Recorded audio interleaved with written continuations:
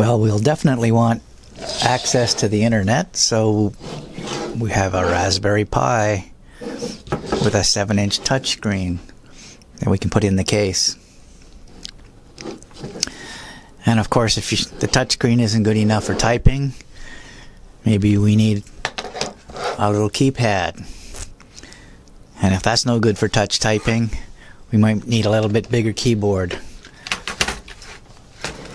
This is about as small as it can get and still do a good job with touch typing. And of course, you need a little mouse. All of that has to go in the case somehow. Of course, if we're developing with Raspberry Pi, we may need some modules to let us do that. And some hats.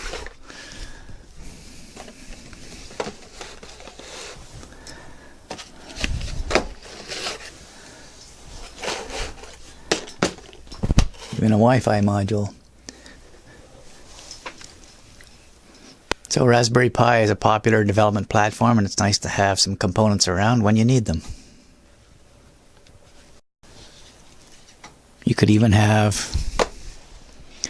a Raspberry Pi module already in a box with a camera. But Raspberry Pi isn't the only game in town. Of course, there's always Arduinos. So here's a Uno and a Mega.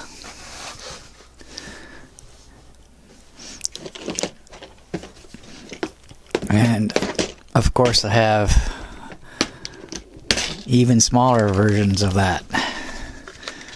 So in here we have a whole box full of Pro Micros and miniature Arduinos of one sort or another, plus some Bluetooth modules. The usual assortment of things that you need for Arduino development.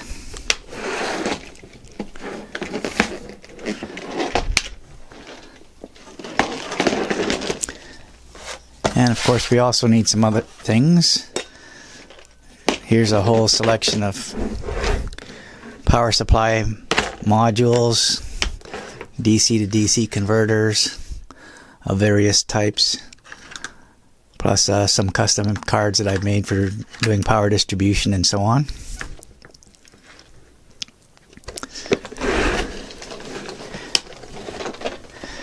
Somehow you've got to fit all the things that you need into your case. Another thing that you're going to need is sensors. So here's a pile of sensors, gas sensors, all different types of sensors. Temperature sensors, humidity, infrared, and so on.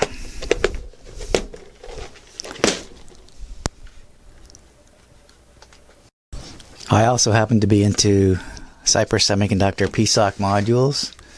Here's an example, PSOC 4. Here's a PSOC 5. And a PSOC 6.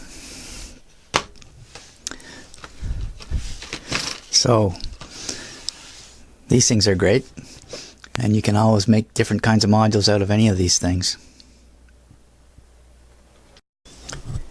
You may also want to have with you some custom interface cards. So here are 3 cards that I've made for PSOC computers. This one does the liquid crystal display. This one is one I did for sudden impact, and another one that I did for sudden impact. This is the heart monitor with the Iron Man arc reactor form factor. And there are other families too, like the MSP 430. I have a lot of those, but they're mostly in projects, and I don't have huge stock of them. But here's a card that goes with the gas sensor that I built.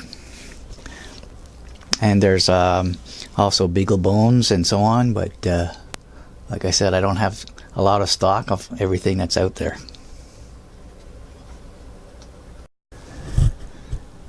Now a good toolkit is also going to have breadboard capability.